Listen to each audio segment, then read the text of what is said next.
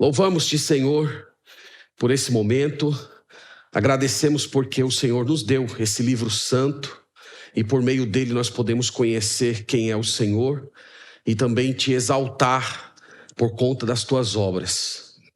E nós, Senhor, rogamos que nessa noite o teu Espírito Santo conduza o nosso coração à verdade bíblica.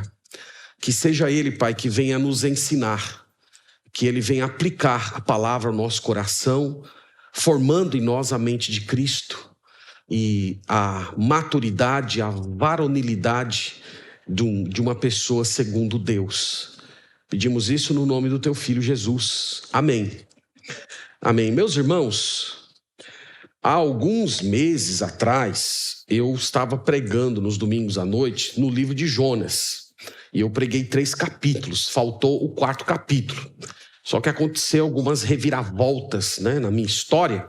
Então eu fiquei algumas semanas sem pregar. Depois, quando eu voltei, já foi na entrada do mês de dezembro. Então com pregações mais voltadas para o advento. Mas eu, como tenho um pouco de toque, então eu tenho que terminar aquilo que começou. Toda semana ficava aquele incômodo no coração. Então eu queria conduzi-los a Jonas capítulo 4. E a gente encerrar esse livro aqui para ver se eu volto a dormir em paz, tá bom? Para nos próximos dias a gente começar um projeto novo aqui na instrução da nossa igreja. Então vamos lá, por favor, ao livro do profeta Jonas.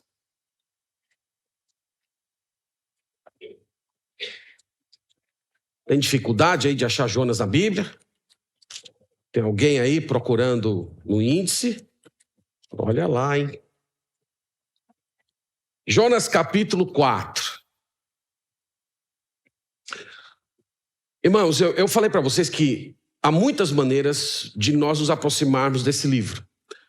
E a estratégia que eu tentei utilizar aqui para comunicar com vocês os ensinos dessa narrativa foi por meio das posições corporais que Jonas adotou perante Deus. Por exemplo, no primeiro capítulo, nós vimos Jonas dando as costas para o Senhor. E nós tentamos demonstrar para os irmãos, no primeiro capítulo, que o ensino central é dar as costas a Deus é perigoso. Então, quando Deus vem a você, fala com você algo que você deve fazer, e você simplesmente dá as costas e tenta fazer as coisas do seu jeito, você está trilhando um caminho perigoso. Você vai descobrir no final das contas que Deus é Deus e que a vontade dele sempre prevalece, mesmo que você se negue a realizá-la. Isso foi no capítulo 2. No capítulo 1. No capítulo 2, nós vimos uma outra postura que Jonas assumiu. Jonas é visto de joelhos. E nós tratamos da seguinte questão: você precisa ser forçado a orar? Será que você é uma dessas pessoas que se recusa a se curvar diante de Deus e Deus precisa criar certas circunstâncias na sua vida que forçam você a se curvar diante dele em sujeição? Foi isso que nós vimos no capítulo 2. No capítulo 3, nós temos uma terceira postura de Jonas, que é a de Jonas andando. E nós mostramos Jonas andando em direção à vontade de Deus. Um capítulo magnífico a respeito de arrependimento. Certamente é a maior demonstração de avivamento, de conversão da história da humanidade. Nós nunca tivemos na história da humanidade um homem relutante, mal-humorado, que está pregando com muita má vontade, que o sermão dele é resumido apenas em 6 palavras. Ainda 40 dias, Nínive será subvertida. 6 palavras. E 120 mil pessoas, mais de 120 mil pessoas se convertem. Isso nunca aconteceu na história humana. E nós temos ali uma demonstração poderosa do que é o poder de Deus produzindo arrependimento no coração de pessoas endurecidas. Chegamos finalmente ao capítulo 4. No capítulo 4, nós encontramos Jonas assentado. Jonas sentado. Nós vamos ver o profeta emburrado, aborrecido, rebelde contra Deus. E nós vamos tentar aqui compreender o processo pelo qual Deus vai quebrantar o coração desse homem. Parece que não era só os ninivitas que precisavam de arrependimento. Nós temos o próprio pregador que estava revoltado contra Deus e precisava ser quebrantado por ele. E a questão que eu gostaria de tratar com os irmãos hoje à noite é essa. Você está disposto a deixar Deus te ensinar? Você está disposto a enxergar a realidade, a enxergar a vida com os olhos de Deus? A contemplar o mundo do mesmo jeito que Deus contempla? Essa é a questão que nós vamos tratar esta noite, e eu quero já conduzi-los ao texto bíblico. Nós vamos fazer assim, eu vou ler a passagem inteira e depois nós vamos voltar aqui dividindo ela em algumas partes. Vamos começando o capítulo 4, primeiro verso, leia comigo, leia com fé a palavra do Senhor que diz assim: Com isso, desgostou-se Jonas extremamente e ficou irado. E orou ao Senhor e disse: Ah, Senhor, não foi isso o que eu disse estando ainda na minha terra? Por isso me adiantei, fugindo para Tarsis, pois sabia que és Deus clemente e misericordioso, e tardio em irar-se, e grande em benignidade, e que te arrependes do mal. Peço-te, pois, Senhor, tira a minha vida, porque melhor me é morrer do que viver. E disse o Senhor: É razoável essa tua ira? Então Jonas saiu da cidade, assentou-se ao oriente da mesma, e ali fez uma enramada, e repousou debaixo dela à sombra, até ver o que aconteceria à cidade. Então fez o Senhor Deus nascer uma planta, que subiu por cima de Jonas, para que fizesse sombra sobre a sua cabeça, a fim de o livrar do seu desconforto. Jonas, pois, se alegrou em extremo por causa da planta. Mas Deus, no dia seguinte, ao subir da alva, enviou um verme, o qual feriu a planta, e esta se secou. Em nascendo o sol, Deus mandou um vento calmoso oriental, o sol bateu na cabeça de Jonas de maneira que desfalecia, pelo que pediu para si a morte, dizendo: Melhor me é morrer do que viver. Então Deus perguntou a Jonas: É razoável essa tua ira por causa da planta? Ele respondeu: É razoável a minha ira até a morte. Tornou o Senhor: Tens compaixão da planta que não te custou trabalho, a qual não fizeste crescer, que numa noite nasceu e numa noite pereceu? E não hei de eu ter compaixão da grande cidade de Nínive, em que há mais de 120.000 pessoas que não sabem discernir entre a mão direita e a mão esquerda, e também muitos animais? É muito interessante a história terminar assim. O que aconteceu aqui? O que aconteceu? Ele se arrependeu? Ele não se arrependeu? Ele disse: o Senhor está certo, eu estou errado. Dizendo como Jó, lembra? Eu me humilho no pó da cinza, falei daquilo que não sabia. Essa questão fica em aberto, mas eu já estou adiantando para vocês o final do sermão, né? Então vamos começar pelo início. Irmãos, como eu disse nesse último capítulo, Jonas está assentado. E eu quero destacar 3 verdades a respeito do caráter de Deus que nós aprendemos nas páginas dessa história. A primeira é que Deus não é como nós. Deus é diferente da gente. E se tem algo que esse capítulo 4 ensina é isso: como Deus é distinto, como Deus age de uma maneira completamente inversa daquilo que nós pensamos e fazemos. O início do capítulo 4 demonstra que Deus não está mais irado com os ninivitas. A história toda mudou.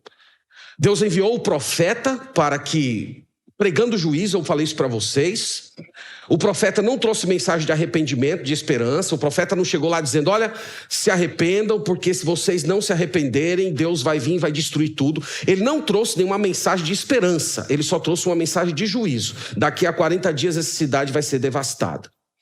Mas o texto diz que eles se arrependeram profundamente. No capítulo 3, versículo 10, nós lemos: viu Deus o que fizeram, como se converteram do seu mau caminho, e Deus se arrependeu do mal que tinha dito lhes faria, e não o fez.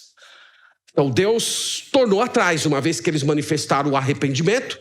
O Senhor suspendeu o julgamento. Esse é o sentido da palavra arrependimento, né? Que Deus se arrependeu como o homem se arrepende. Mas o fato, irmãos, é que Deus não está mais irritado, Deus não está mais irado contra esse povo. No restante da Escritura, nós aprendemos que Deus tem prazer quando os pecadores se arrependem. Ele se deleita quando transgressores se curvam perante Ele e pedem misericórdia. A Bíblia diz que Deus não tem prazer na morte do ímpio, Ele ama o arrependimento. Lá na história do filho pródigo, é dito que ele recebe, que ele coloca um anel, sandálias nos pés, sapatos. E em Lucas 15 diz que até os anjos cantam. Então, se os anjos cantam por um pecador que se arrepende, vocês imaginam o tamanho do coral e da sinfonia celestial quando 120 mil pessoas se curvam diante de Deus. E o próprio Jonas, ele está muito consciente desse caráter bondoso e generoso de Deus. Nós vemos isso no verso 2, veja essa frase como chama a atenção. Ele diz assim: E orou ao Senhor e disse: Senhor, não foi isso o que eu disse estando ainda na minha terra? Aqui nós descobrimos algo que estava oculto no capítulo 1. No capítulo 1 não fica tão claro assim, porque Jonas simplesmente resolveu partir para Tarsis. Aqui está sendo explicado por que ele fez isso. Por que ele se revoltou contra Deus? Por que ele deu as costas para o Senhor? Ele diz assim: pois sabia que és Deus clemente, misericordioso, tardio em irar-se, grande em benignidade, e te arrependes do mal. Então aqui está explicando o motivo pelo qual Jonas fugiu. E lá no capítulo 1 não diz nada a respeito disso. Ele sabia que a partir do momento em que Deus o comissionara para pregar, é porque Deus queria salvar aquele povo. Então eu acredito, né, que ele deve ter feito mais ou menos as contas. Olha, existe a história de Sodoma e Gomorra. Deus quis destruir aquela cidade. O Senhor não mandou ninguém avisar que aquela cidade vai ser destruída. Aqui, Deus está mandando avisar. Então, embutida a possibilidade do arrependimento. Eu acho que ele fez a conta. 2 mais 2 são 4. Deus vai querer salvar esse povo. Então, de um lado, Deus é clemente, misericordioso, longânimo, tardio em se irar. E do outro lado nós temos o profeta. O profeta é revoltoso. O profeta está indignado contra esse caráter do Senhor.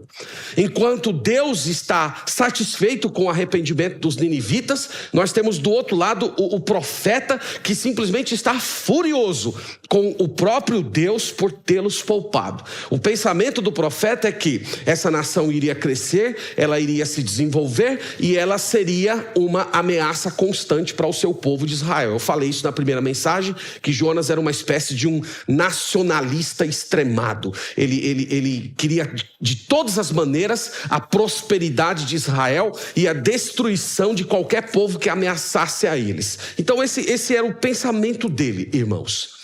E nesse capítulo nós vemos pela segunda vez Jonas orando. A primeira vez que ele orou foi no capítulo 2. Ele orou lá do ventre do peixe. Aqui ele volta a orar ao Senhor e vê o que ele diz no verso 3. Ele fala assim: peço-te, pois, ao Senhor, tira a minha vida, porque melhor me é morrer do que viver. Compare as duas orações, capítulo 2 e capítulo 4. Na primeira oração, ele estava no ventre do peixe. Agora ele está lá aos arredores da cidade. No capítulo 2, ele pede por salvação. No capítulo 4, ele pede pela morte. No capítulo 2, ele está humilhado e quebrantado. No capítulo 4, ele está irado e endurecido. Parecem ser duas pessoas completamente diferentes. Então, irmãos, o que nós aprendemos aqui, voltando ao nosso ponto? Deus é diferente de nós. Deus é diferente do profeta. Deus é diferente até no trato com seus filhos. Deus nos ouve mesmo quando nós estamos irados.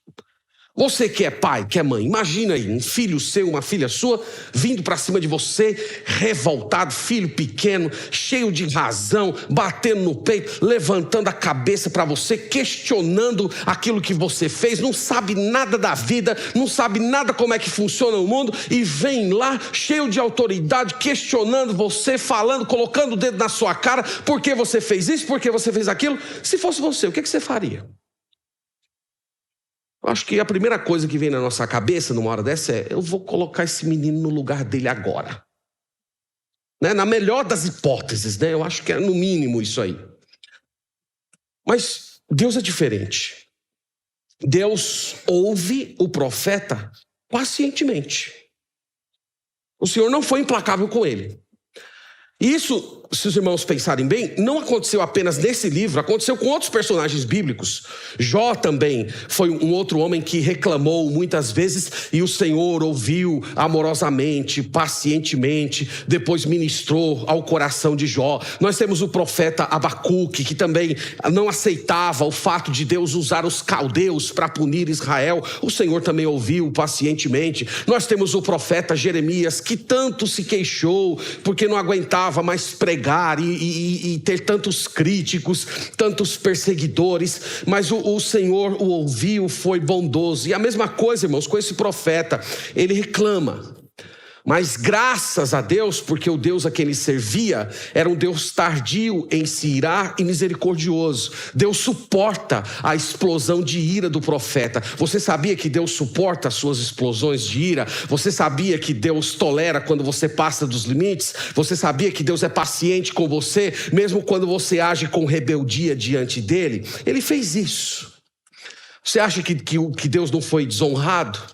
Aqui, você acha que isso não é ofensivo a Deus? Um filho dele que não tem o mesmo sentimento que o pai o tem. Então, enquanto Deus está satisfeito olhando para aquela comunidade de pessoas remidas, 120 mil pessoas convertidas, nós temos lá o profeta de Deus reclamando, olhando para a conversão daquelas pessoas e quase dizendo: eu odeio isso que eu estou vendo, eu tenho ódio desse povo, como eu não gosto disso que o Senhor fez. Irmão, Jonas foi longe aqui. Ele foi longe demais. Mas lembre-se que ele não foi o único. Nós temos outros também que foram longe e Deus foi paciente. Vocês lembram de Moisés, lá em Números capítulo 11, ele dizendo: ó Deus, esse povo aí não é meu não. Eu não gerei esse povo, não tenho nada a ver com essa gente, não fui eu quem os criou. Eles são um bando de resmungões, eu já estou cheio deles, então que o Senhor me mate. E é interessante que a Bíblia diz que ele é o homem mais manso, né, que viveu aqui na terra depois do Senhor Jesus Cristo.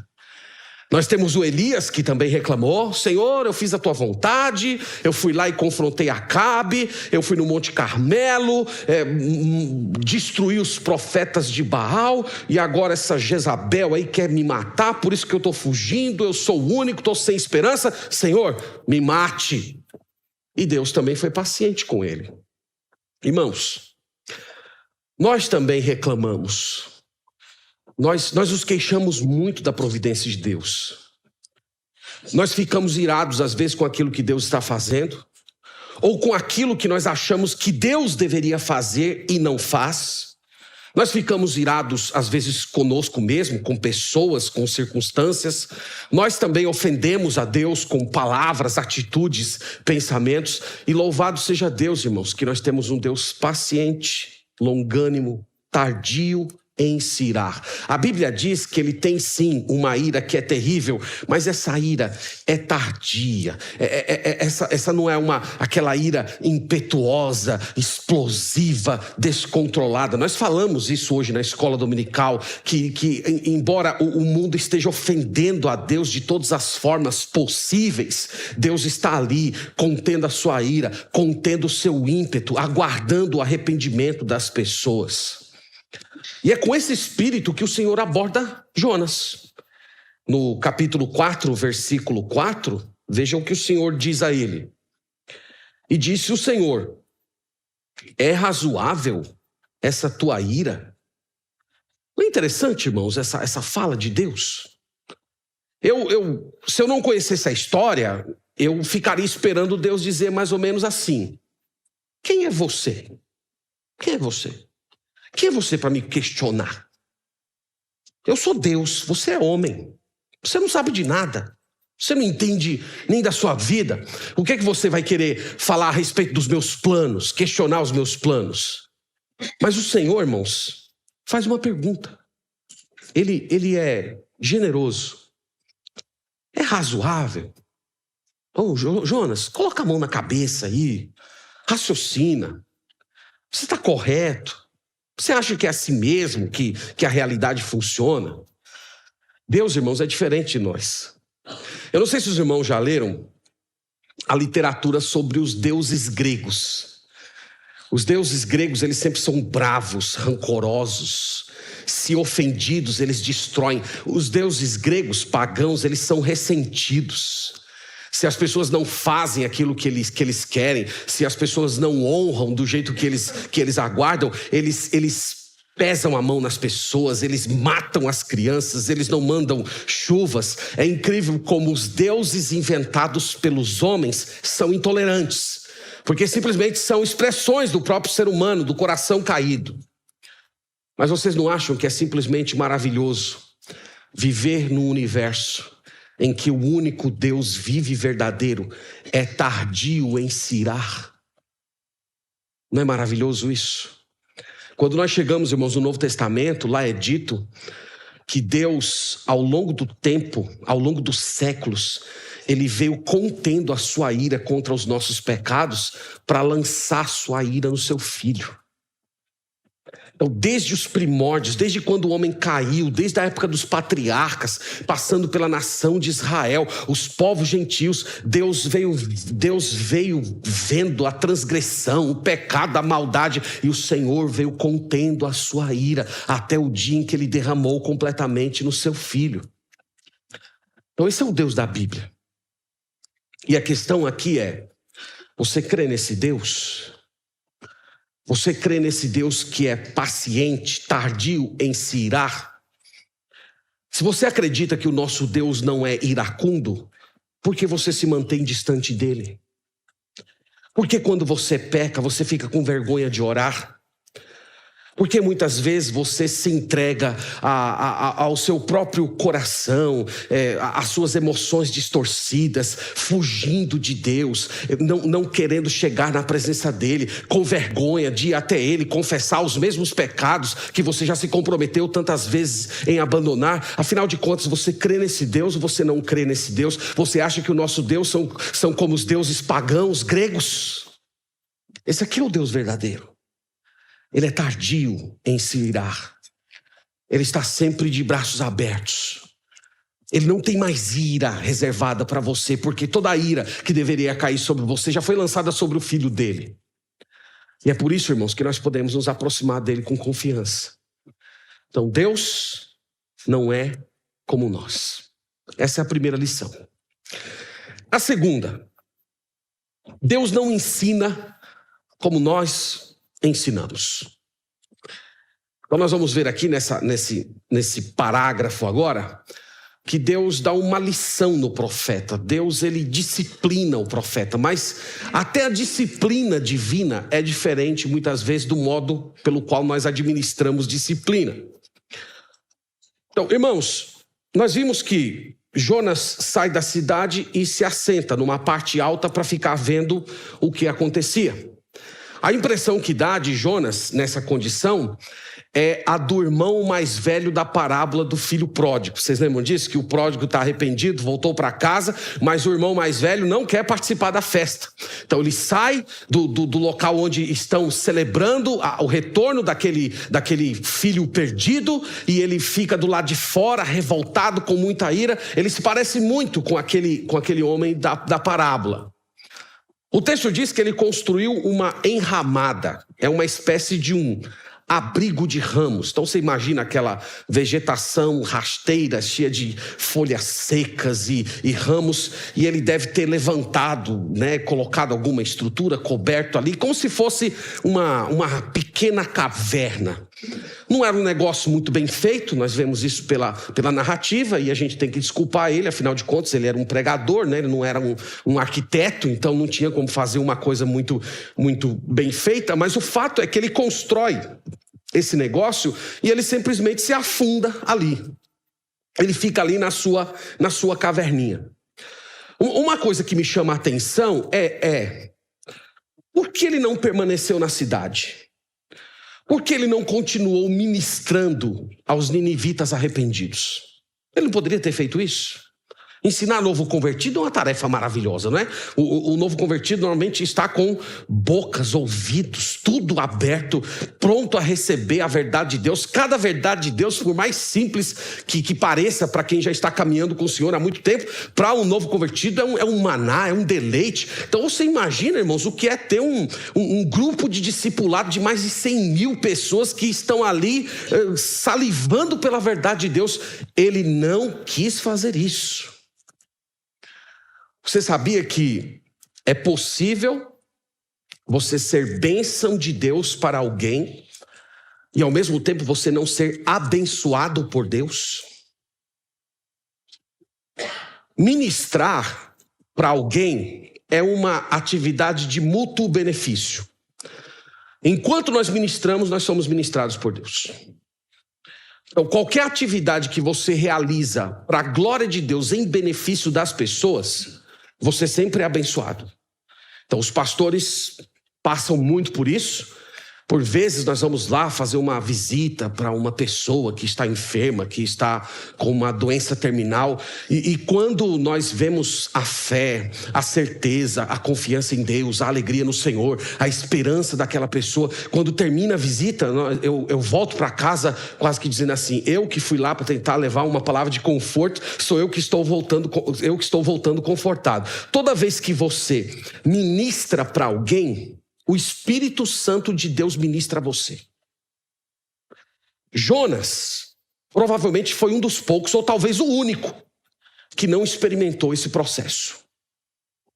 Ele foi alguém que ministrou a verdade de Deus, mas ele não permitiu que Deus abençoasse o coração dele enquanto ele estava ministrando aqueles homens perdidos. Então, ao contrário disso, nós vemos que ele se largou lá no meio do mato, irritado, isolado, quase que dizendo assim: eu não quero falar com ninguém. Vou ficar aqui na minha. Você conhece alguém assim? Eu vou ficar aqui no meu canto. Enquanto eu não me pedir desculpa, eu não vou falar. Você conhece alguém assim? Talvez você veja essa pessoa todo dia, né? Quando você acorda de manhã, você olha no espelho assim, você veja essa pessoa. Tem que ser do meu jeito. Se não for do meu jeito, eu não aceito. Então, imagina um filho, uma filha desse jeito, que sempre quer as coisas do jeito dele, ou dela, que nunca aceita aquilo que os pais colocam, aquilo que os pais impõem. O que é que normalmente os pais piedosos fazem com esses filhos? Eu vou te ensinar. Eu vou usar todos os instrumentos que Deus colocou à minha disposição para ensinar você a obedecer. Então nós temos a oração, nós temos a instrução e tem a vara da disciplina. Todos são instrumentos do Espírito Santo, até a vara da disciplina. E Deus, irmãos, também nos corrige. Em Hebreus 12 diz que Ele é como um pai que corrige os filhos a quem ama. Mas a forma como Deus ensina é bem diferente de nós, irmãos. Na verdade, aqui, Deus disciplina de uma forma firme, de uma forma sábia, de uma forma profunda. Deus é o mestre dos mestres. E é isso que a gente vê no processo pelo qual Deus corrige esse profeta. Deus coloca ele numa situação em que ele simplesmente não tem como escapar. Então vamos ver como é que isso acontece. Olhe comigo o verso 6, nós lemos assim: então fez o Senhor Deus nascer uma planta, que subiu por cima de Jonas, para que fizesse sombra sobre a sua cabeça, a fim de o livrar do seu desconforto. Jonas, pois, se alegrou em extremo por causa da planta. Então, a primeira etapa da disciplina de Deus tem a ver com o nascimento dessa planta. Uma planta que cresceu em um dia. Então tenta utilizar aqui sua imaginação. Jonas fez lá a sua enramada com galho seco e de repente, num dia só, Deus fez crescer uma planta que envolveu aquela caverninha toda dele e agora ele tem sombra, ele tem uma temperatura agradável, ele está num local em que ele se sente protegido, confortável. Isso aconteceu em um dia, irmãos, simplesmente magnífico. Só que tem uma coisa que chama a atenção aqui no verso 6, é que o texto diz que ele se alegrou em extremo. Vocês não acham isso meio exagerado, não? Cresceu uma planta. O homem se alegrou em extremo. Aqui não é só uma pessoa que ficou feliz. Oh, Senhor, muito obrigado, né? Então você imagina o profeta correndo, saiu lá do seu mau humor, daquela raiva que ele tinha, e de repente ele começou a pular, se alegrar. Oh, glória, nasceu essa planta aqui, coisa boa, tem um conforto. Então, ele, irmãos, é um homem de sentimentos extremados, de sentimentos desorganizados. Isso aqui acontece com as pessoas que quebram a comunhão com o Senhor. Quando as pessoas deixam de encarar a vida como Deus encara, quando essas pessoas se afastam de Deus, quando essas pessoas não conseguem viver com os olhos espirituais, essas pessoas normalmente ficam com sentimentos descontrolados. Aquelas coisas, as coisas que deveriam trazer alegria, não trazem alegria. E as coisas fúteis, em alguns casos até as coisas destrutivas, trazem muito prazer e deleite em extremo. Então esse é o retrato de uma pessoa que não está andando com o Senhor. Mas o fato aqui é que a planta cresceu em um único dia, e agora o profeta tem sombra, proteção, um lugar quente, e tem uma outra coisa que chama a atenção aqui. Ele não agradeceu a Deus. Não agradeceu a Deus. Vocês acham que ele sabia que era sobrenatural isso que aconteceu? Isso era um simples fenômeno da natureza? Claro que não. A planta cresceu em um dia. Então ele sabia que isso aqui era uma obra de Deus. Mas o Senhor, Deus verdadeiro, não tinha espaço nos sentimentos do profeta. Então quando Deus não tem espaço nos sentimentos e na vida de alguém, essas pessoas não agradecem a Deus. Elas recebem benefícios do Senhor, mas elas nunca reconhecem que a bondade de Deus é que a faz prosperar. A bondade de Deus é que supre as suas necessidades. Essas pessoas normalmente agradecem a si mesmas. Elas se sentem autossuficientes. Então essa foi a primeira etapa da disciplina de Deus. Deus fez a planta crescer. O profeta não agradece e fica lá em extremo feliz. Aí no versículo 7... o mesmo Deus que fez a planta crescer, mandou um verme para matar a planta. É o que nós lemos aqui. Mas Deus, no dia seguinte, ao subir da alva, enviou um verme, o qual feriu a planta e esta se secou. Incrível isso, né? Novamente uma coisa sobrenatural. O verme foi lá na raiz da planta, atacou, a planta simplesmente morreu. O mesmo Deus que fez a planta crescer foi o Deus que enviou o verme. E Jonas aqui, irmãos, ele se vê numa situação difícil, de exposição. Ele agora está debaixo de um sol escaldante, aquele vento quente vindo na cara. Não sei quantos de vocês já pegaram aquele vento quente no rosto que chega a fazer o seu olho lacrimejar. Ele começa a se sentir mal, começa a ter tontura, e mais uma vez ele ora ao Senhor, dizendo o quê? Eu quero morrer. É muito difícil, irmãos, quando nós somos expostos ao sol e ao vento da correção de Deus. Às vezes a correção de Deus bate na gente com força. Vem ali quase que abalando as nossas estruturas. A mão de Deus, a mão disciplinadora de Deus nos alcançando de um jeito que nós ficamos desestruturados, parecendo que tudo vai se acabar. Está acontecendo isso com o profeta. E Jonas, irmãos, já estava irado com Deus e agora ele se torna ainda mais furioso com o Senhor. Porque o Senhor, além de salvar os inimigos dele, o Senhor estava tirando o conforto dele. E pela segunda vez ele diz: é melhor eu morrer.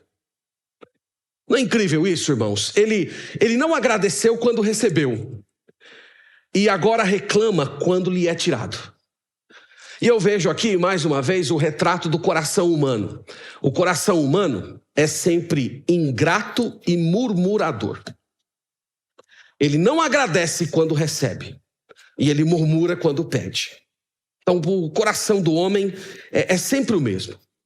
Agora, qual é o ponto de Deus aqui? O que Deus quer ensinar, irmãos, ao profeta por meio desse fenômeno? O nascimento da planta e a morte da planta. O que Deus quer ensinar? Deus quer ensinar para ele que ele é Deus.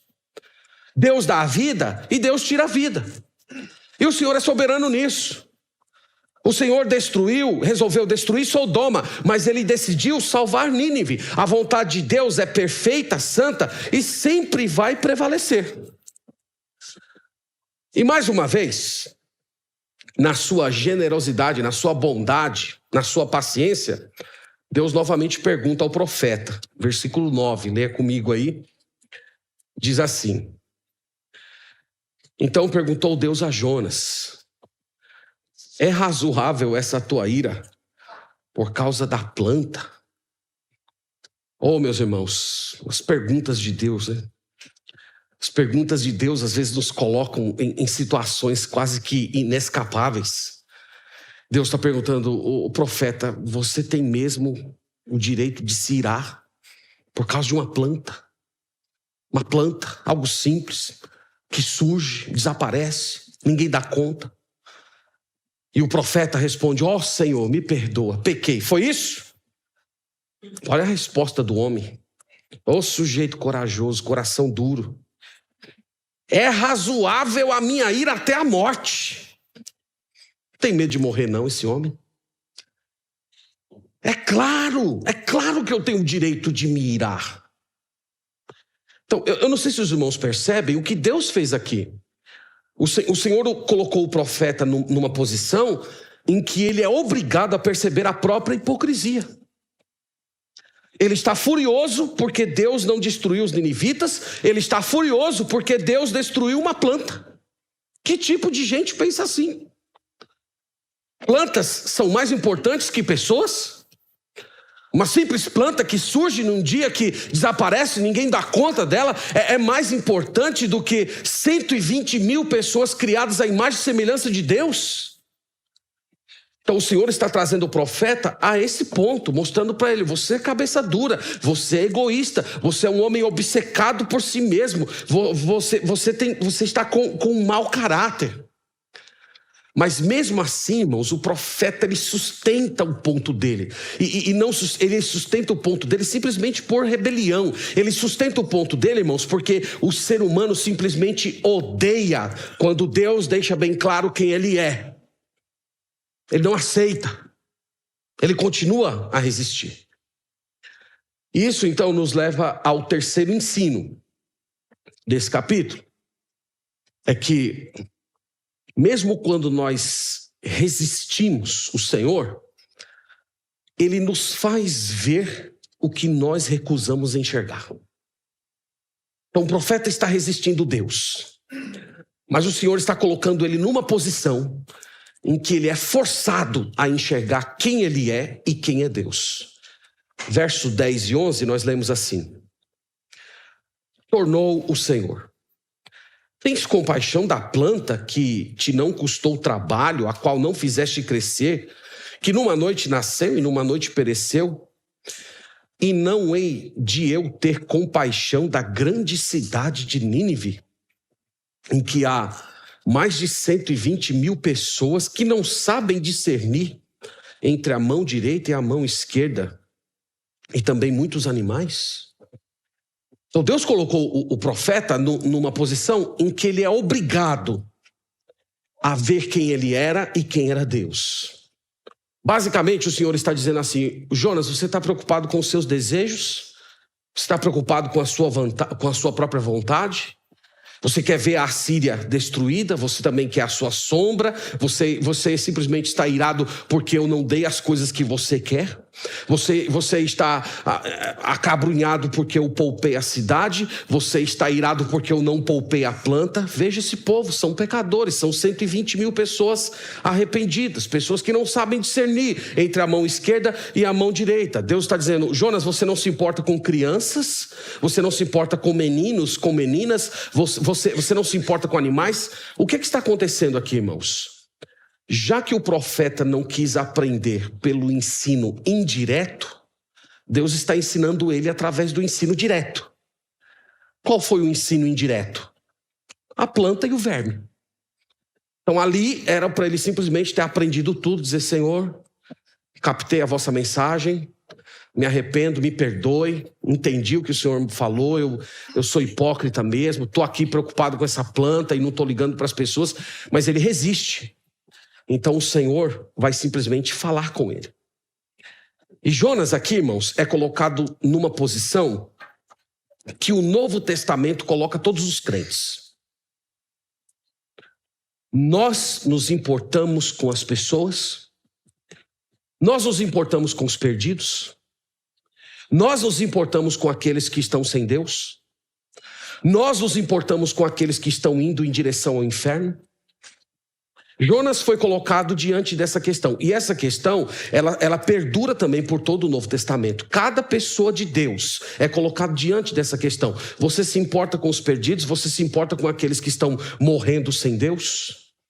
Então, por exemplo, quando você sai para trabalhar, ou você precisa utilizar transporte urbano, quando você entra lá na estação do metrô, ou você está andando pelas ruas, o que você vê? Você vê apenas pessoas que estão atrapalhando o seu deslocamento. Você vê gente que vai chegar na sua frente para se sentar no ônibus ou no metrô e você ter que ir em pé durante o seu trajeto todo. O que você vê? Ali há pessoas feitas à imagem e semelhança de Deus. Quando você vê um ônibus lotado, faça esse exercício, viu? Naquele ônibus lotado, há mais glória de Deus do que na Cordilheira dos Andes. Porque ali há seres criados à imagem e semelhança divina. Mas ao mesmo tempo, são pecadores. Eles precisam de salvação. Então, o ponto que Jonas é colocado, irmãos, fica pra gente hoje à noite. Nós estamos ocupados de quê? Nós estamos preocupados com as pessoas que estão perdendo, ou nós só estamos de olho na nossa plantinha? Nós estamos só preocupados com aquilo que nos traz conforto, com aquilo que nos coloca numa vida melhor, ou nós estamos ocupados daquelas pessoas que estão se perdendo? Então, o que Deus está fazendo aqui com o profeta e com todos nós hoje é procurando nos fazer com que nós enxerguemos o mundo como Deus enxerga. E o que Deus está ensinando aqui indiretamente para todos nós é que os nossos confortos, os nossos quereres, os nossos planos, os nossos sonhos individuais, eles tudo ficam em segundo plano quando colocados à luz da necessidade das pessoas conhecerem Deus. Então, é assim que Deus olha para a humanidade. E nós somos chamados a enxergar o mundo como Deus enxerga. Então, quando você olha as pessoas, o que você vê? Quando você, por exemplo, vê os americanos, Estados Unidos da América, o que é que vem à sua mente? Talvez alguns pensem assim: eu vejo imperialismo, americanismo, são os opressores. Ou alguns veem, não, a influência social, cultural. Verdade, irmãos, é que é uma nação que possui uma maravilhosa herança cristã, mas que está num ponto de encruzilhada espiritual. E a questão é, nós nos importamos?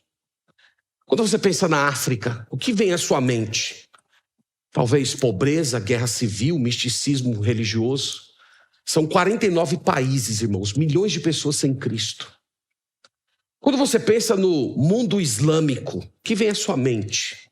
Ódio, guerra, terrorismo. O que Deus vê lá? Deus vê um campo a ser ceifado. Você sabia que nos últimos 20 anos, mais pessoas se converteram nos países islâmicos do que nos últimos 1000 anos? O Senhor está realizando uma colheita naquela região. Há sim crentes que estão morrendo por causa de Cristo, mas o que vem acontecendo nos últimos anos, irmãos, mostra claramente que o evangelho é muito mais forte que o Islã e que a paciência de Cristo é muito maior do que a dureza daquelas pessoas. Mas Deus, quando olha para aquele povo, ele vê esse retrato aqui que ele fala com o profeta. Tem crianças lá, tem meninos, tem meninas. Você se importa? Nós nos importamos? Então você se importa com os perdidos? Se você se importa, você está falando? Você está proclamando? Você está empenhado em conduzir aquelas pessoas que Deus colocou ao seu alcance, ao arrependimento, à fé em Deus? Então esse livro, irmãos, nos coloca diante dessas questões. Nós temos que enxergar o mundo como Deus enxerga. Cada pessoa, cada circunstância. Nós poderíamos dizer que isso é piedade. Está aqui uma boa definição de piedade. Piedade é ver como Deus vê. Se você enxerga a si mesmo, se você enxerga o mundo com a ótica, com os olhos de Deus, você é uma pessoa piedosa. Chegamos, irmãos, ao final do livro. O final do livro termina com a pergunta de Deus. Eu não vou ter compaixão? Eu não vou ter compaixão? E a questão que fica para a gente é, Jonas se arrependeu? Eu creio que ele se arrependeu, porque foi ele que escreveu isso. Eu acho que se ele não tivesse se arrependido, ele não deixaria que a fala de Deus encerrasse essa história. Talvez ele ia continuar dizendo, não tá certo, não, o Senhor não está certo, esse povo tinha que ser destruído. Ele finalmente foi convertido pelo Senhor a contemplar o mundo como Deus contempla. E nós poderíamos dizer, irmãos, que esse livro é uma preparação para a grande comissão que nós lemos em Mateus 28, 19.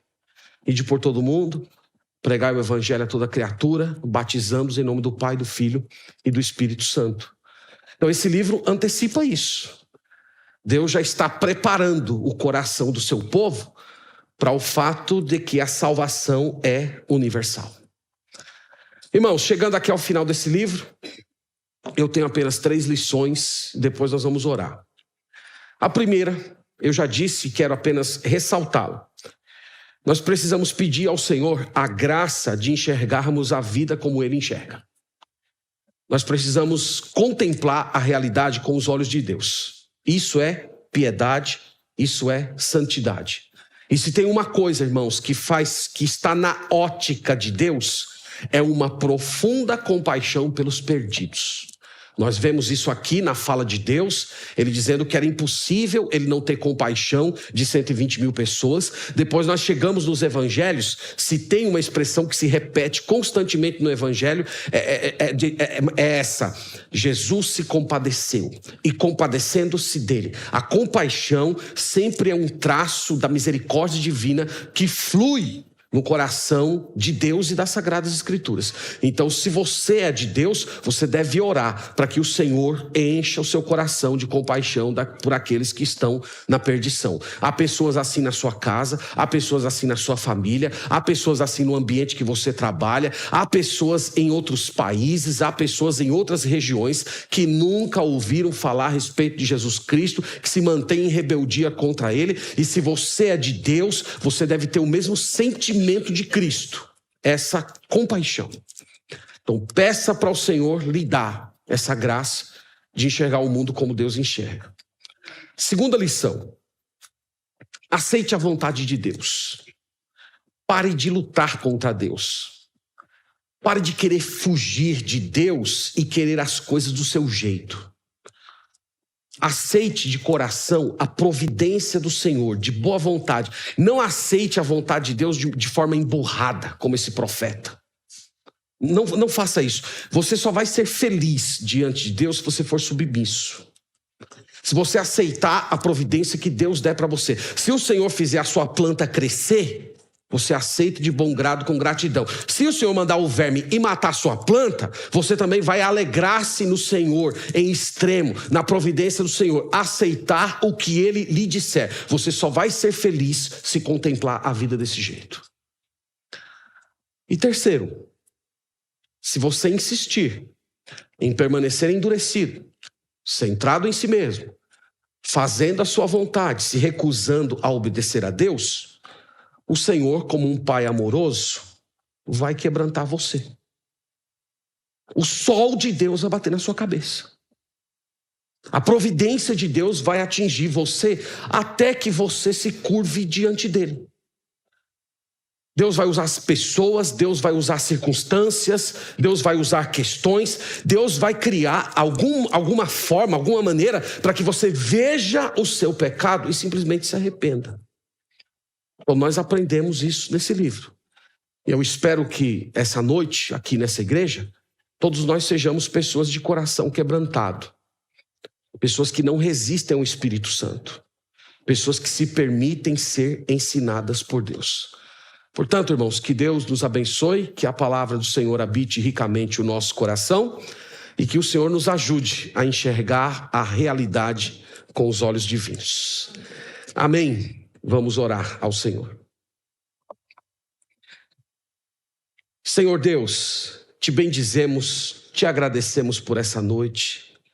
É tão bom, Senhor, estar na tua presença, diante da tua palavra, aprendendo de ti. Nós te bendizemos, Senhor, nós te louvamos, porque o Senhor não é como nós. O Senhor é bondoso, o Senhor é paciente, o Senhor é longânimo, o Senhor é tardio em se irar.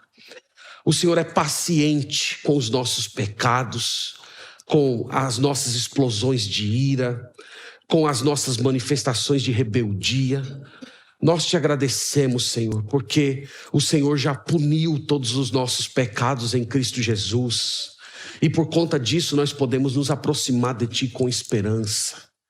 Te louvamos, Senhor, por isso. E te rogamos, Pai, que essa noite o Senhor nos dê um coração semelhante ao teu. Que o Senhor nos ajude a contemplar a vida como o Senhor a contempla. Que o Senhor nos dê uma profunda compaixão pelos perdidos. Que o Senhor encha o nosso coração de contentamento. Que nós aceitemos tudo aquilo que vier do Senhor, sabendo que todas as coisas cooperam para o bem daqueles que amam a Deus.